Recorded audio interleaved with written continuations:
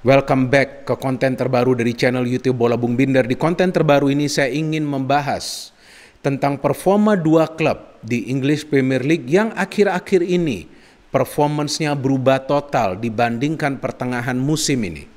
Yang pertama adalah Arsenal Football Club.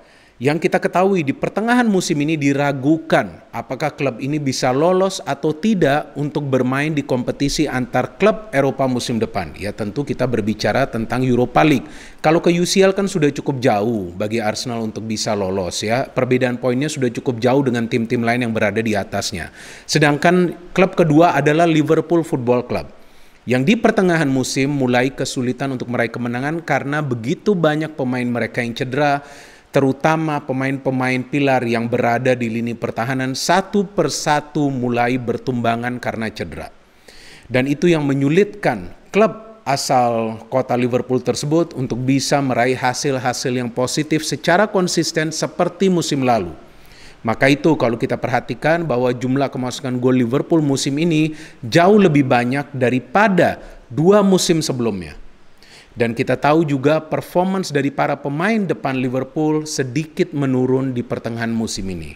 Ya, tetapi kan kita juga tahu bahwa dengan jadwal yang padat, sulit juga bagi trio Firmansyah untuk konsisten mencetak gol. Maka itu ada pemain baru yang dibeli oleh Liverpool, Diogo Jota, yang juga bisa menyumbang beberapa gol, bisa berkontribusi dalam urusan mencetak gol. Tetapi kan Jota juga sempat cedera. Dan Jota juga mencetak beberapa gol dalam 4 pertandingan terakhir Liverpool yang Liverpool bisa memenangi terus-menerus.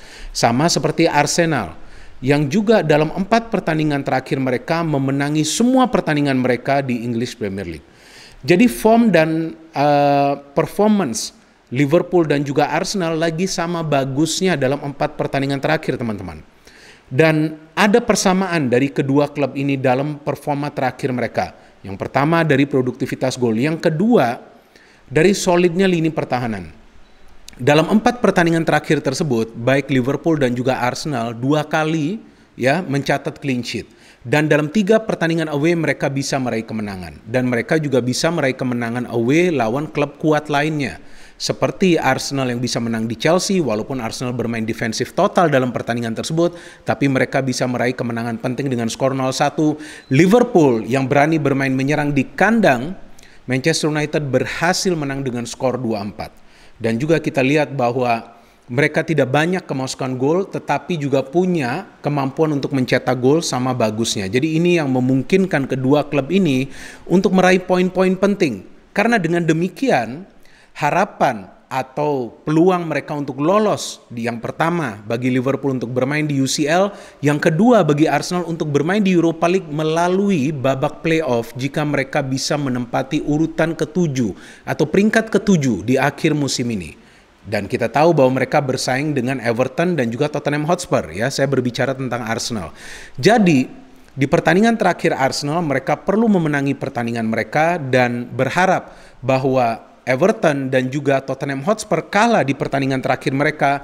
Everton akan bertandang ke City, sedangkan Tottenham Hotspur akan bertandang ke Leicester. Dan kita tahu bahwa City adalah juara musim ini dan tentu mereka ingin mengakhiri musim kompetisi ini dengan kemenangan, sedangkan Leicester perlu menang untuk lolos juga ke UCL musim depan, sehingga Arsenal perlu memenangi pertandingan mereka lawan Brighton.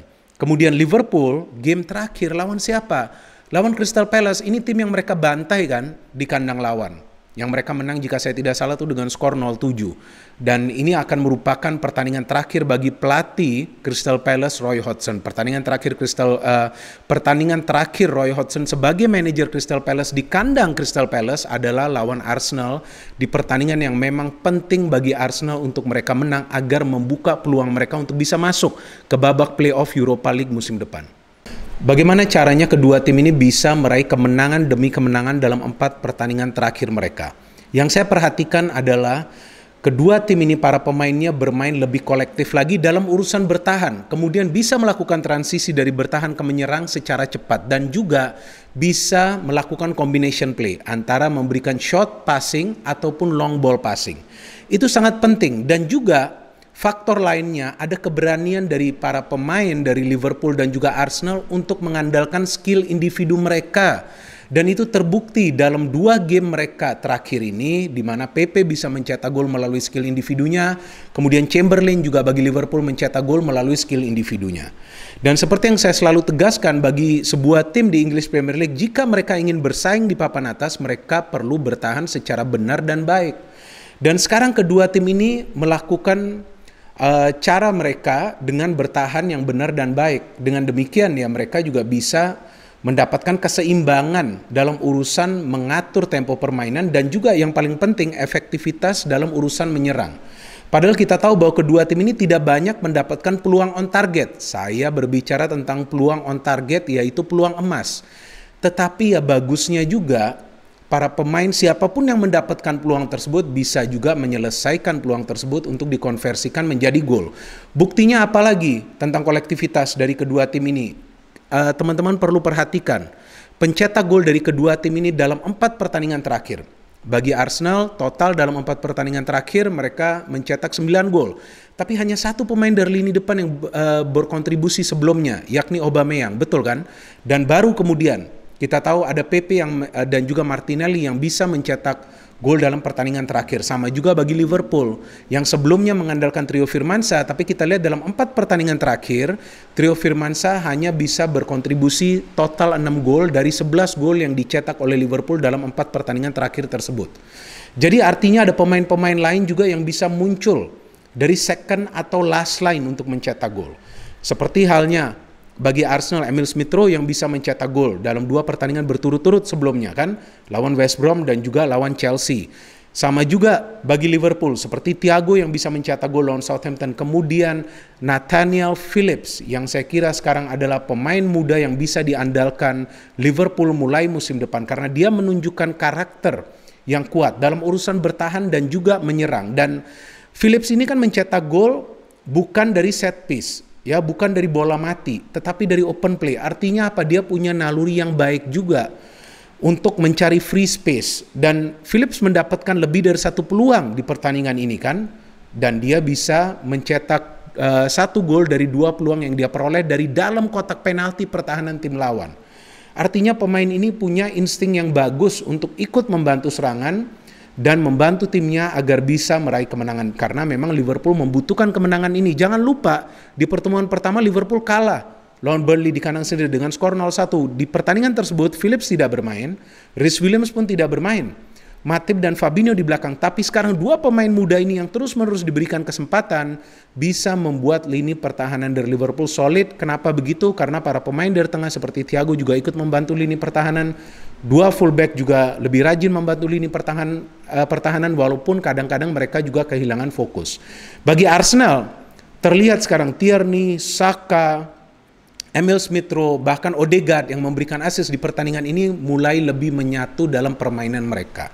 Ya artinya memang baik Klopp dan juga Arteta membutuhkan waktu untuk menyatukan para pemain karena ada beberapa pemain baru yang dimainkan di line up. Liverpool karena beberapa pemain inti yang cedera, Arsenal karena ada beberapa pemain baru yang mereka butuhkan untuk meningkatkan kreativitas dalam cara bermain mereka.